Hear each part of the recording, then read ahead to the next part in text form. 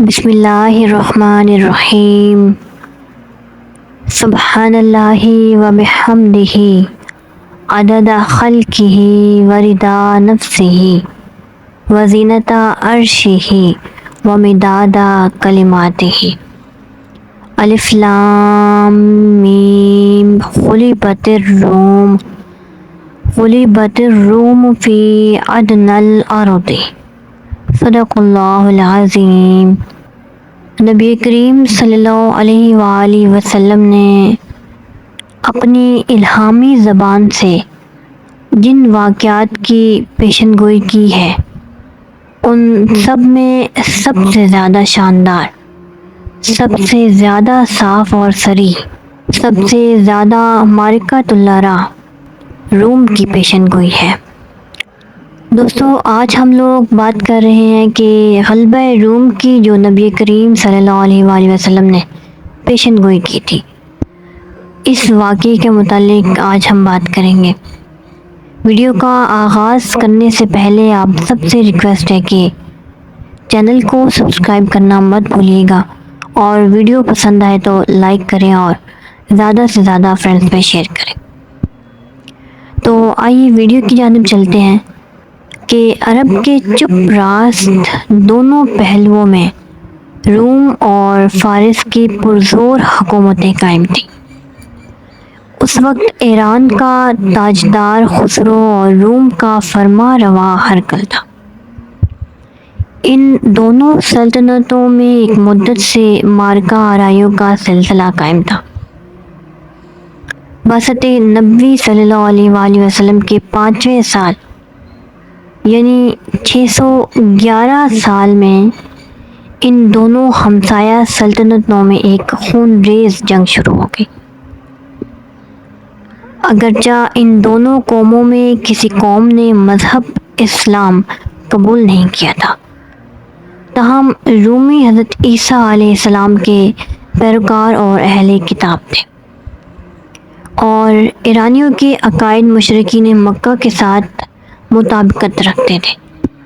اس لیے لازمی طور سے مسلمانوں کو رومی عیسائیوں کے ساتھ اور مشرکین مکہ کو ایرانیوں کے ساتھ ہمدردی تھی، اور اسی لیے مسلمانوں اور کفار قریش دونوں کو جنگ کے نتیجے کا شدت کے ساتھ انتظار تھا۔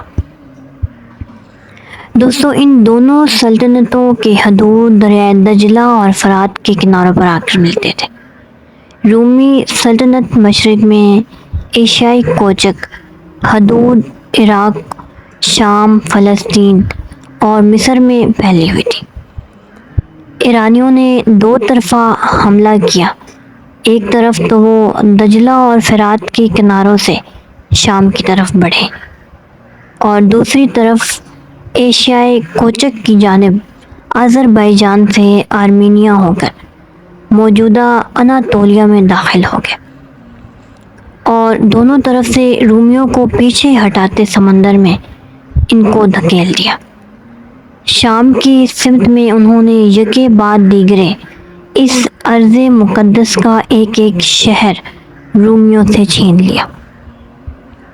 614 ہجری میں فلسطین اور اس کا مقدس شہر یروشلم صلیبی علم کے بجائے درفش قادیانی کے زیر سایہ آ گیا۔ جن سے مسمار کیے گئے مذہبی شعائر کی توہین کی گئی۔ 26,000 یہودیوں نے ایرانی فوج میں شامل ہو کر 60,000 اربگینہ عیسائیوں کا قتل کیا۔ شہنشاہ ایران کے قصری اقامت کی 30,000 مقتول سروں سے آرائش کی گئی۔ ایرانی فتوحات کا سیلاب اس سے آگے بڑھ کر 616 ہجری میں پوری وادی نیل یعنی مملکت مصر پر محیط ہو گیا، اور آخر سکندریہ کے ساحل پر جا کر تھما، اور دوسری طرف تمام ایشیائی کوچک کو زیر و زبر کرتا ہوا باسفورس کے ساحل پر جا کر رکا، اور قسطنطنیہ کی دیواروں سے جا کر ٹکرایا۔ شہنشاہ روم کے دارالسلطنت کے سامنے ایران کے فاتح لشکر نے جا کر اپنے خیمے کھڑے کر دیے اور اب رومیوں کے بجائے عراق اور شام، فلسطین و مصر و ایشیائے کوچک کے وسیع علاقوں میں ایرانی حکومت قائم ہو گئی۔ ہر جگہ آتشی قدح تعمیر ہوئے اور مسیح کے بجائے آگ اور سورج کی جبری پرستش کو رواج دیا گیا۔ رومی سلطنت کی اس تباہی کو دیکھ کر رومی شہنشاہی کی وسیع مملکت میں بغاوتیں کھڑی ہو گئی۔ افریقہ میں بھی شورش ہوئی۔ خود قسطنطنیہ کے قریب یورپ میں مختلف قومیں قتل و غارت گری میں مصروف ہو گئی۔ غرض اس وقت سلطنت روما کے پرزے پرزے اڑ گئے تھے۔ جنگ کا نتیجہ جب ایسا خلاف امید ظاہر ہوا تو مسلمانوں کو یقیناً رنج اور کفار کو مسرت حاصل ہوئی ہوگی، اور انہوں نے مسلمانوں کو طعنہ دیا کہ جس طرح ہمارے بھائی غالب ہوئے ہیں، اسی طرح اگر تم ہم سے لڑتے تو ہم غالب ہوتے۔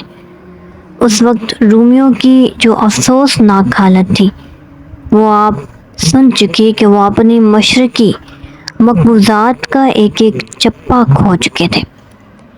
خزانہ خالی تھا، فوج منتشر تھی، ملک میں بغاوتیں پیدا تھی۔ شہنشاہ روم ہرقل ہمتاً عیاش، بے پرواہ، سست اور مبتلا اوہام تھا۔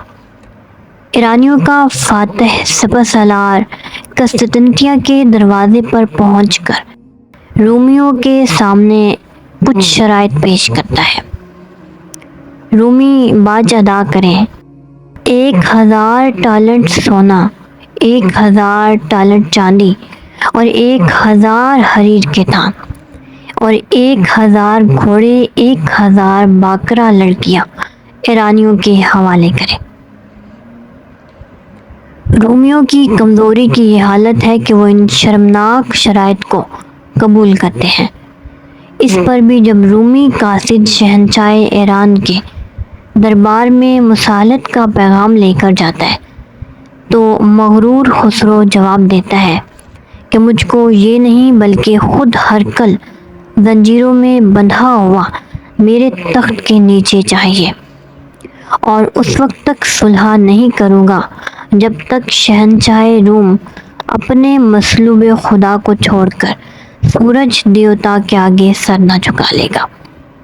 دوستو، کارزار عالم کا نقشہ یہ تھا کہ معرکہ جنگ سے بہت دور ایک خشک اور بنجر زمین کی سنسان پہاڑی سے ایک شہزادہ امن نمودار ہوا اور واقعات عالم کے بالکل خلاف سروش غیب سے نغمہ اقدس میں گویا ہوا۔ سورہ روم کی آیت مبارکہ ہے کہ رومی قریب ترین زمین میں مغلوب ہو گئے، لیکن وہ چند سال میں مغلوب ہو جانے کے بعد پھر غالب ہوں گے۔ خدا ہی کے ہاتھ میں پہلے اور پیچھے سب اختیار ہے، اور اس دن مسلمان خدا کی مدد سے خوش ہوں گے۔ وہ جس کو چاہے مدد کرے، وہ غالب رحم والا ہے۔ خدا کا وعدہ ہے اور خدا اپنے وعدے کے خلاف نہیں کرتا۔ دوستو، یہ پیشن گوئی واقعات کے لحاظ سے اس قدر مستبد اور ناقابل یقین تھی کہ کفار نے اس کے صحیح ہونے کی صورت میں کئی اونٹوں کے ہارنے کی مسلمانوں سے شرط لگائی۔ اب مسلمانوں اور کافروں کو بڑی شدت سے واقعات کے پہلو کا انتظار تھا۔ آخر چند سال کے بعد دنیا نے خلاف امید پلٹا کھایا۔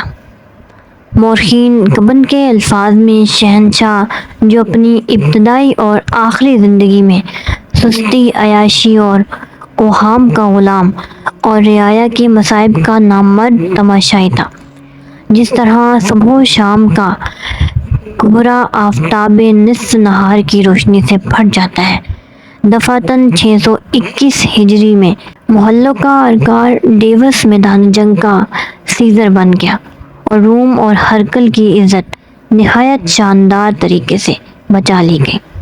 جس وقت ہرقل اپنی بقیہ فوج لے کر قسطنطنیہ سے چلا ہے تو لوگوں کو معلوم ہوتا تھا کہ رومۃ العظمیٰ کے آخری لشکر کا منظر دنیا کے سامنے ہے، لیکن عرب کے نبی امی کی پیشن گوئی حرف بحرف پوری ہوئی، اور عین اس وقت جب مسلمانوں نے بدر کے میدان میں قریش کو شکست دی، رومیوں نے ایرانیوں پر غلبہ حاصل کیا، مشرقی مقبوضات کا ایک ایک شہر واپس لے لیا اور ایرانیوں کو باسفورس اور نیل کے کناروں سے ہٹا کر پھر دجلہ اور فرات کے سوا حل کی طرف دھکیل دیا۔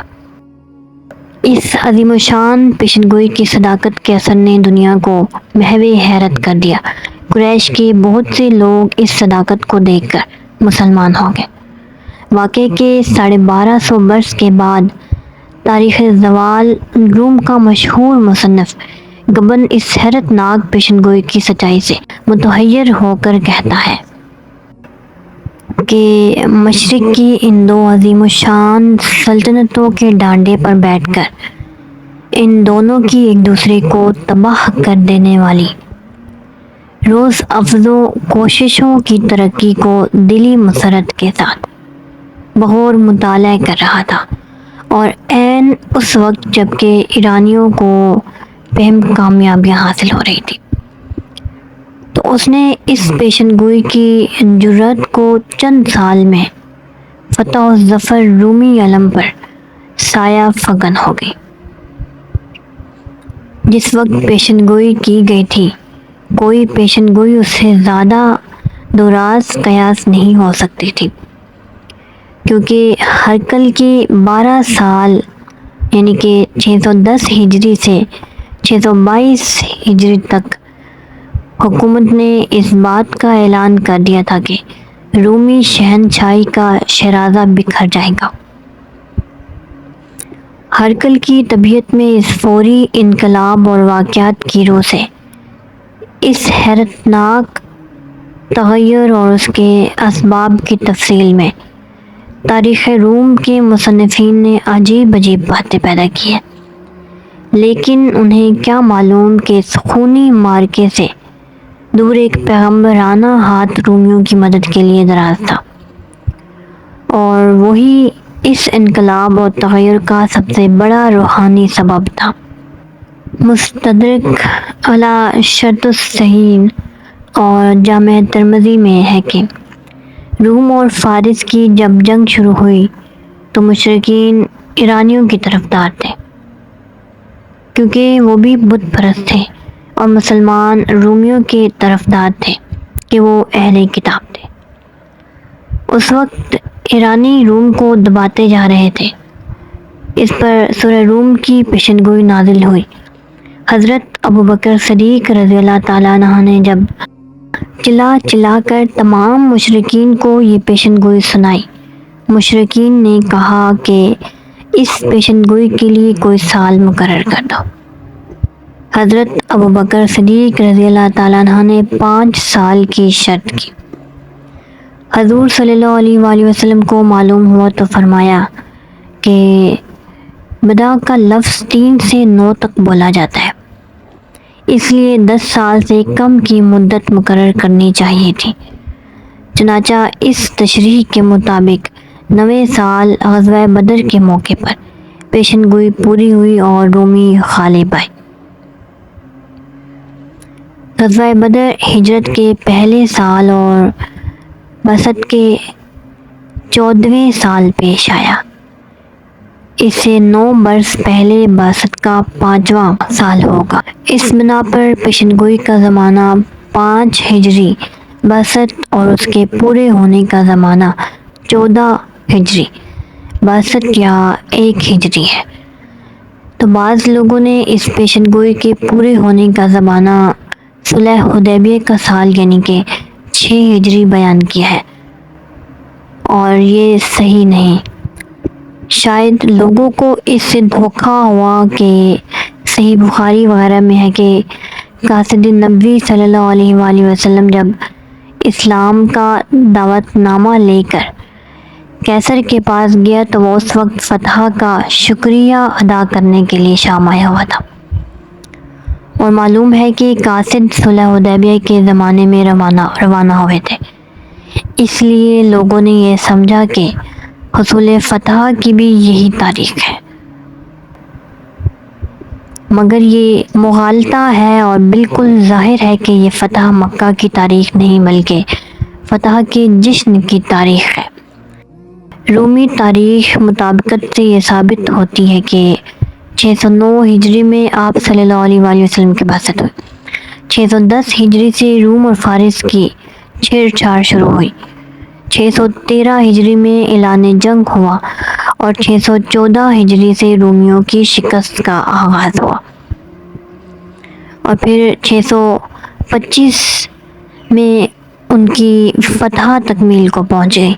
اس ترتیب سے دیکھیں تو ظاہر ہوگا کہ اس پیشن گوئی کی خوبی یہ ہے کہ آغاز اور شکست سے آغاز فتح تک جوڑیے بھی تو وہی 9 برس ہو گئے ہیں، اور اگر انجام شکست سے آغاز فتح تک جوڑیں تو بھی وہی 9 برس ہوں گے۔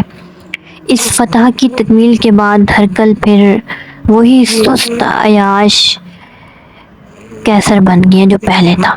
ایسا معلوم ہوتا ہے کہ دست قدرت نے صرف اس پیشن گوئی کے پورا کرنے کے لیے چند سال کے واسطے اس کے دل و دماغ کو بیدار اور دست بازو کو ہوشیار کر دیا تھا۔